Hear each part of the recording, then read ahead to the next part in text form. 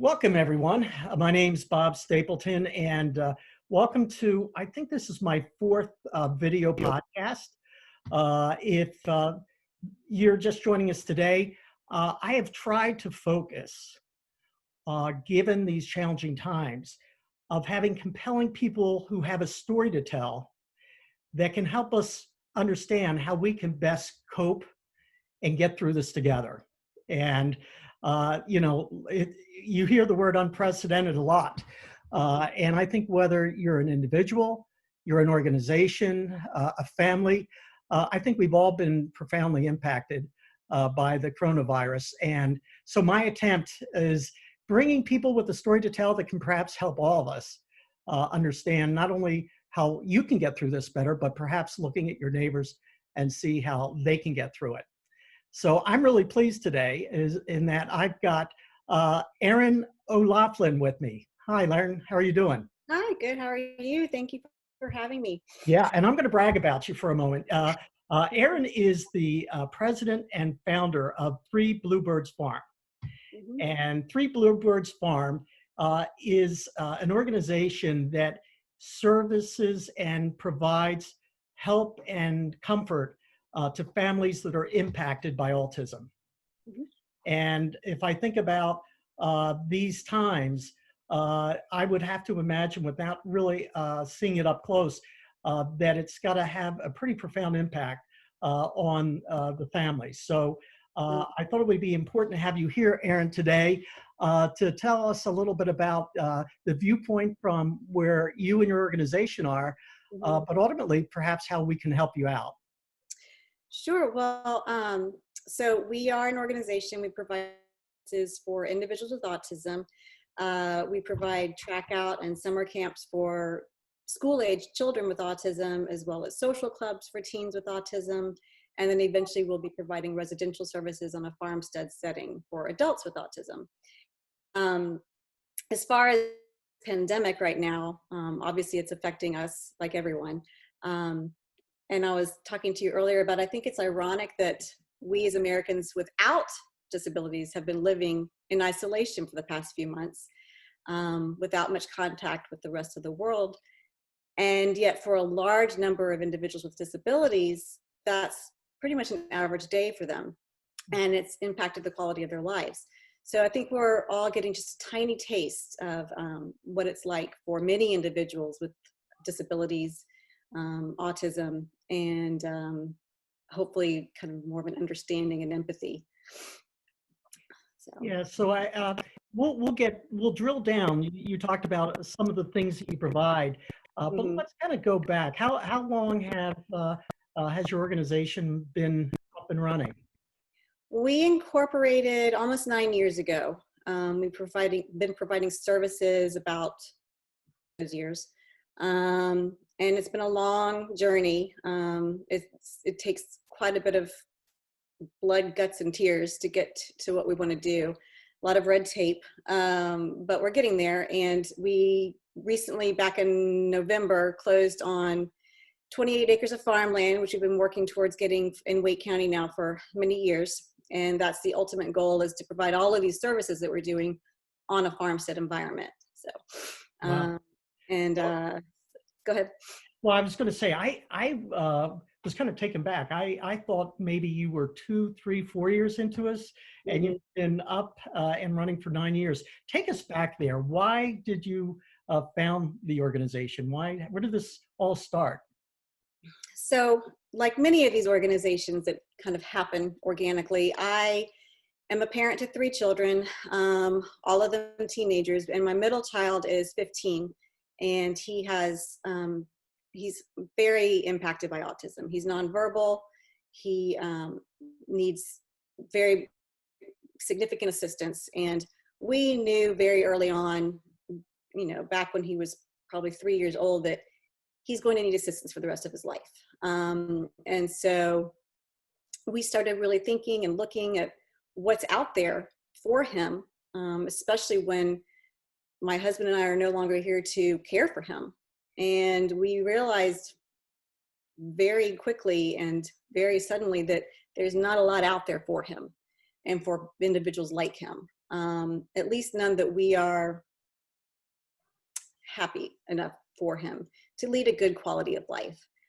And the more we looked, the kind of sadder we became. And so I have a background, before children, I have a background of marketing and fundraising, and I decided I have to do something. And so I kind of put together all of these different ideas and came up with a business plan and said, this is the route we have to go.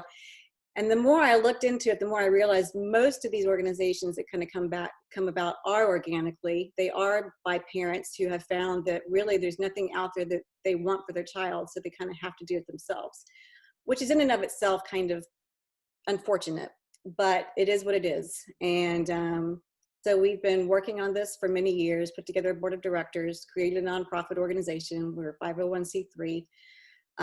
We're not the only organization out there like this. There are several farmsteads around the country, but we are the only one in North Carolina like this, like ours.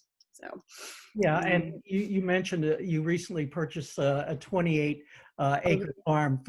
For those in watching us today that don't know an awful lot about how to treat people with autism, what is the significance of having a farm? That feels like a huge responsibility. So it is. Yeah.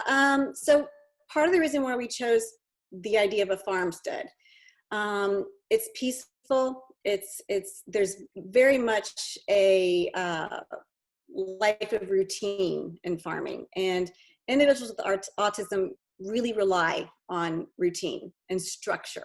And there you can live that life of routine and structure in farming, and it's very peaceful and quiet.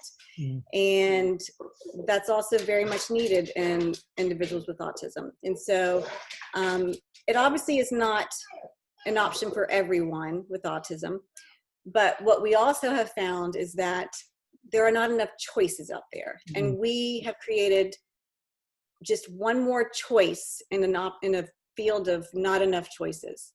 And part of the issue in our world is that people seem to think that there is this one size fits all for individuals with disabilities, and that is simply not the case. And so we are one more choice for individuals to choose from. It's not for everyone, but it is an option. And so for those who prefer to live in a quiet, peaceful environment, working on the farm with seasons that are predictable with structure, and jobs like that, that is kind of, and so for me, the reason why we chose that, it kind of came from the fact that my son at the time, and still, if he had his to be living outside all day long with his animals and dogs. So that's kind of, we plan on having animals to take care of, and crops to grow and sell, and many job opportunities here as well. Well, that sounds great. I have to ask you this, and I do, my background is in coaching, and I'm a career coach. And I think about you as a graduate student at Wake Forest. You probably never in your wildest imagination saw yourself in the position that you are today as a founder and president. How the heck has this changed your life after 9 years? I was a psychology and philosophy double major, so I was planning on being a philosophy professor. So no, this kind of went complete 180 from what I was planning on doing with my life. So, and I don't think, had I not had a child with a disability, I probably would have, I definitely would have gone this direction. But, life has different paths for you to take. And, I don't think many of us wind up where we think we're going to wind up or 21. It's what I constantly try to tell my other two children. It's like, stop stressing out about things, because I guarantee you 20, 30 years from now, none of this stuff is going to matter, because you're going to be worrying about totally different things, So,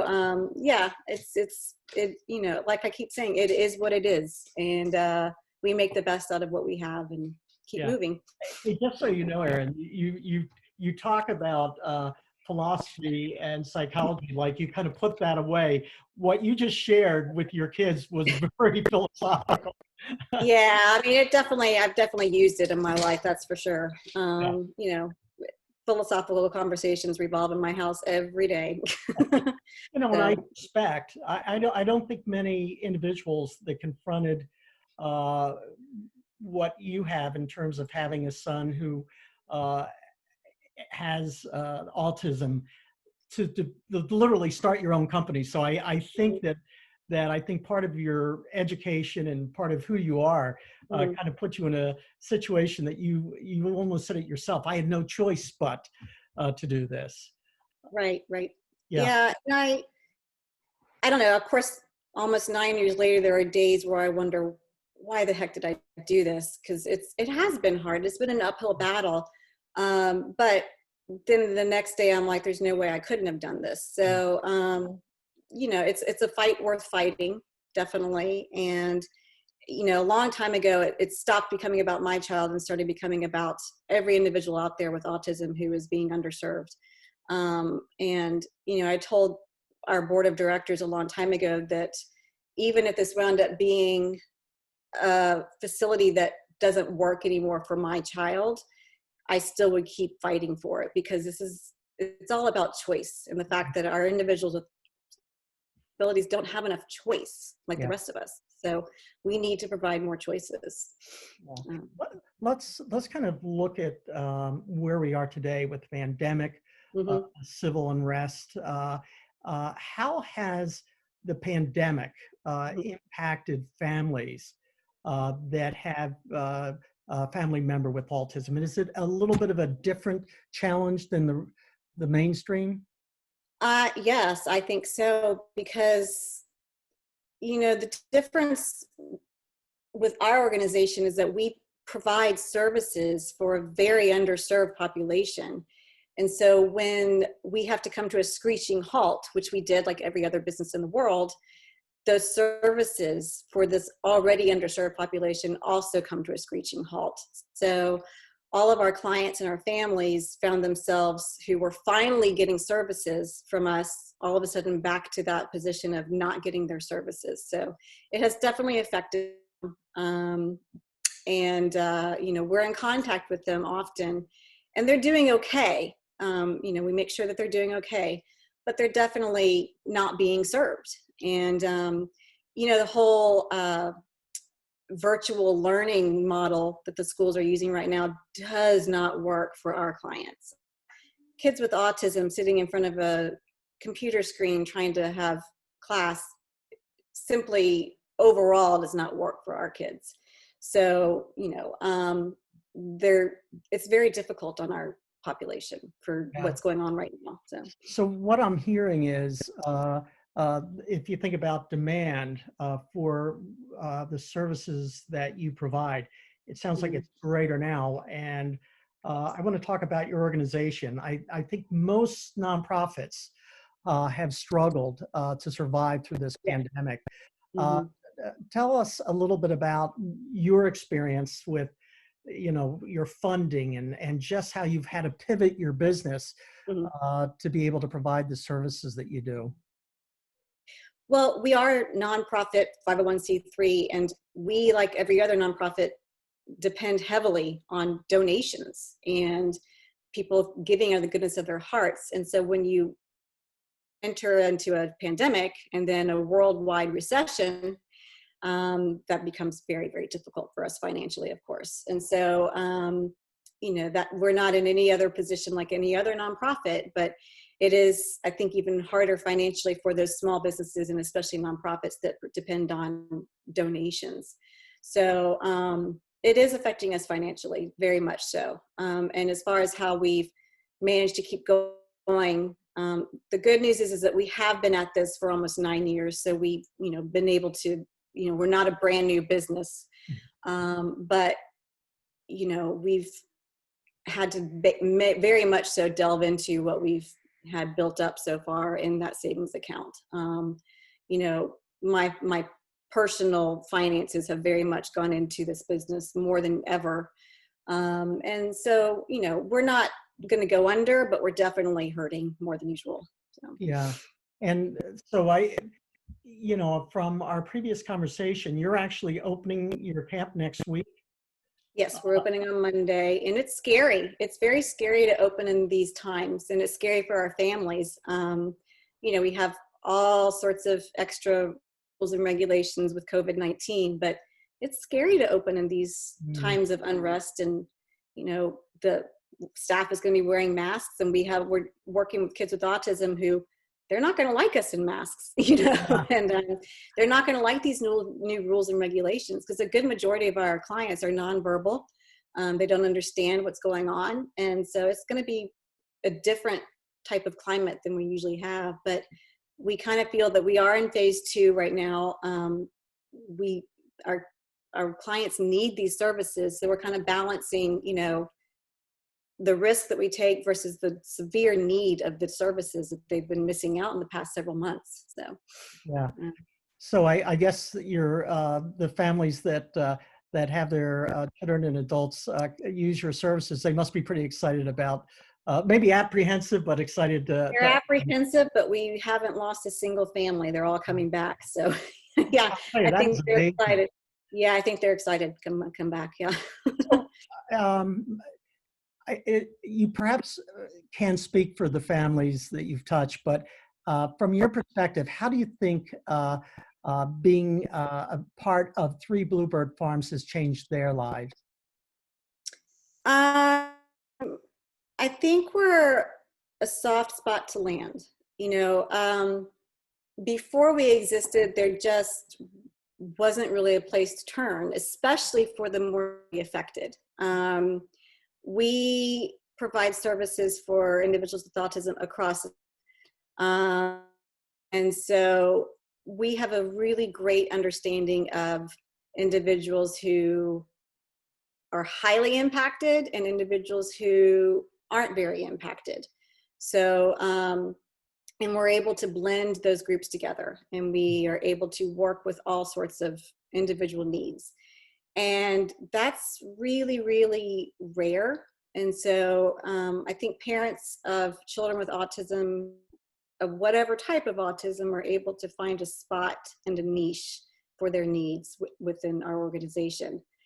Prior to us, that was very difficult. And so, and prior to us, I'm not sure how many of your listeners are familiar with the year-round school system, but prior to us, there were no track out camps for these kids, and we're for kids with autism. And so we are the first and only track out camp for kids. So, we do provide some services that weren't there prior to us. And so I think we are a soft spot to land for them. All of my staff are teachers, autism teachers from the school system, so they all understand. Nothing surprises us. We've seen it all. Mhm. And so it's, I think they feel, some of our parents, this is the first time they've ever left their child with someone. And some of these children are 14, 15 years old. Wow. And, it's the first time they've been able to leave their child with somebody and go about their day, which is a huge gift, you know? So. Yeah. So you shared with us a little bit about your financial situation and just how it seems like struggling to survive, but you will survive. Yes.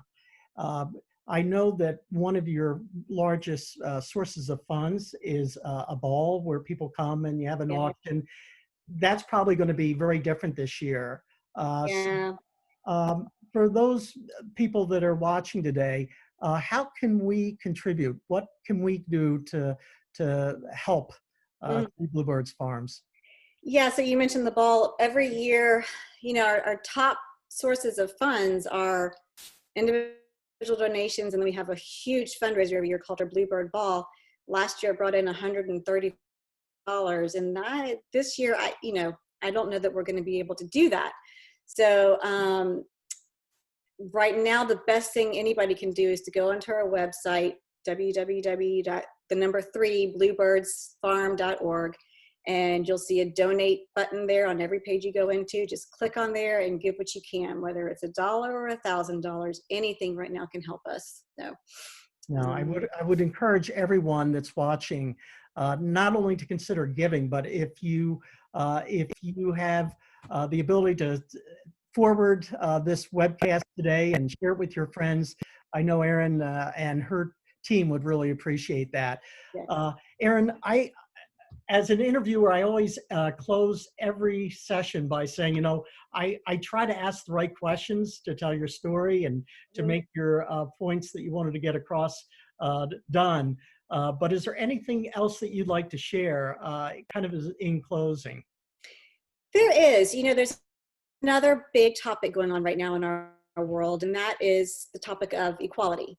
And one thing that we're very much interwoven into that topic is that people of color have access to even less services than white people. And the National Academy of Medicine released a report several years ago that documenting that there are implicit biases and racial disparities in healthcare and services, and that racial and ethnic minorities receive lower quality healthcare and services, and that includes autism services. And so I love the fact that personally, we have a rainbow of colors in our organization, and that includes the many colors of the clients with autism that we serve. That includes our staff of Black, brown, and white who work harmoniously with all of these children with autism. Because keep in mind, autism affects everyone of color, race, and creed. And every day we serve this population, this very underserved population that needs our services regardless of skin color. And if you come and visit us, you'll see this huge rainbow of color. I love that about our organization. And we do see color because color is what makes our world beautiful. And so it's one thing that I just want to get out there, that come visit our staff, come visit our clients. It's something that I feel very strongly about. And we, those services that we provide to everyone. So I'm going to close by, I perhaps should have said this in the introduction. One of the goals that I have in terms of doing this is having people not only tell their story, but also to kind of expose the genius and the real gifted talents that people have and share that. And I think we've been able to see today not only a person who's very resourceful, but someone who's very strong and pretty darn persistent. I just want to thank you for everything that you do. And I want to thank you for sharing with me so that I can learn not only a little bit more about you, but also Three Bluebirds Farms. Well, thank you so much for having me on, Bob. I really appreciate it. And I look forward to seeing you soon.